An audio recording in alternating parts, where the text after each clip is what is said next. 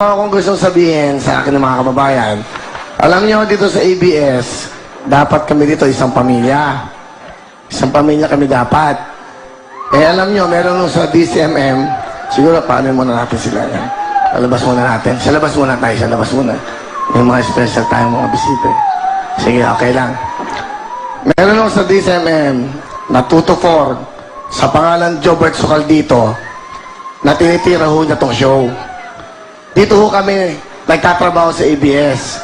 Sa management, sinasabihan ko lang kayo, ba't nyo pinapayagan na tirahin itong taong to ang wawawi? Nagko-comment ko siya dahil meron kami naging guest na ang mga grades ay 75%. Bakit doon namin ginag-guest yung mga bobo? Yung mga nakapasa. Alam mo, Jobert, dapat nga, hinahangaan mo yung programang to. Araw-araw mo akong tinitira sa dyaryo. Tinitira mo ako sa DCMM. Alam mo ba magkano kinikita ng Wawawi? Ha?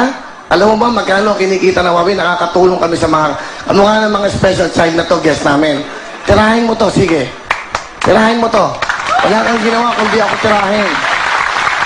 Ako na lang ang tirahin mo, Jobert. Wag na show. Hindi ko maintindihan ng management, pinapabayaan nyo na yung Wawawi, pinapatira nyo sa isang katulad niyan. Merong usang dabas. Di ba? Huwag mo samahan ng politika to. Ano lang to, pagbibigay lingkod sa mga kababayan. Kahit na 74% o mga bagsak, i-guess namin dito. Dahil basurero, i-guess namin dito. Okay? Binibigyan namin ng halaga. Nakakapikon lang ho. Ako na lang ang tirahin nyo. Huwag ho yung Wawawi. Dahil napakalinis po ng hangad ng programang ito. May sakit, may cancer, special children, lahat. Binibigyan namin ng importansya. Basurero, welcome dito. Kahit na sino. Pero wag naman. Nananawagan lang po ako sa management ng ABS. Huwag niyo naman nung payagan na tinitira yung show natin. Ang laki ng kinikita ng Wawawi para sa ABS. Wag naman. Saka yung mga taong ito nagbibigay. Mamimili na kayo. Pag hindi niyo yan tinanggal, ako mag-resign dito sa Wawawi. Tandaan niyo yan. Wala na kayong ginawa kundi ako tirahin dito. Mabigat na to, sobra na. Ilang taon ako nagtatahimik. Tinitira ako sa dyaryo niyan, Jobert na yan. Tahimik lang ako. Pero tandaan niyo to, pag hindi niyo yan tinanggal, ako mag-resign dito. Para ho sa tao ito, para sa mga batang special, sa mga 75% ng grades, ipaglalaban ko yung mga batang yan. Tandaan niyo. I'm sorry. Sobra na to.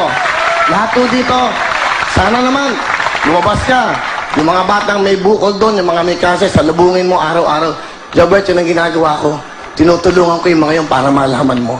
Sobra na. Huwag mong idadama yung programang ito dahil itong programang ito, ang may-ari, mga Pilipino, hindi sa ito. Okay? Pasensya na po kayo. Hindi ko lang matiis eh. Pasensya na kayo, mga nanay. Hindi ko na kasama ko sa istasyon, kapamilyang itinuring kami, pero tinitira kami sa loob ng ABS-CBN. Nakapagtataka, pinapayagan pa ng management yan. Ako hindi ako nagmamayabang o nagmamalaki. Alam niyo ho, sabi mayabang ako, hambog ako, totoong tao ako, kaya ganyan po ang pinapakita ko sa inyo. Tandaan niyo. I'm sorry. Magraradyo mamaya yan. Pag tinira mo pa ako, hindi na ako papasok dito sa ABS. Tandaan mo yan. ABS, management, gawa niyo ng paraan yan. Alagaan nyo ang mga talent nyo dahil kami nagbo-boost dito ng pagod lahat. Huwag nyo naman kaming dito sa sarili naming tahanan, tinitira kami. Yun lang po at wala nang iba. Salamat po sa inyong lahat. Tuloy-tuloy tayo. Katulad yan. Ano Owen? Ano yung Owen? Ano dyan mo dyan? Ano man? Pabalik tayo sa katotohanan. Siko, gumagawa ka na ng kabutihan. Walang ano dito, kulay ng dilaw, asul, orange, ano, wala. Walang politika dito. Kung sino manalo, tulungan natin. Diba? Ano to, Owen? Tama, kuya, tama. Ano na naman yan? Nasa likod mo kami. Ito na naman ako, kuya. Ito, sa Odyssey, yung album mo na ikaw na nga, #1 sa OPM. Tama na, tama na, tama na, Yan. tama na. Tama na, magyayabang ka na naman. Tama na yan. Pamaya, kaya ba ako? Oh. Sa worldwide naman, kasama yung mga international artists, pakita mo na agad, Kier. #2 ka. Tama na. Tama na. Okay. Thank you, kuya. Yung grades ko nga pala sa NCE, 92.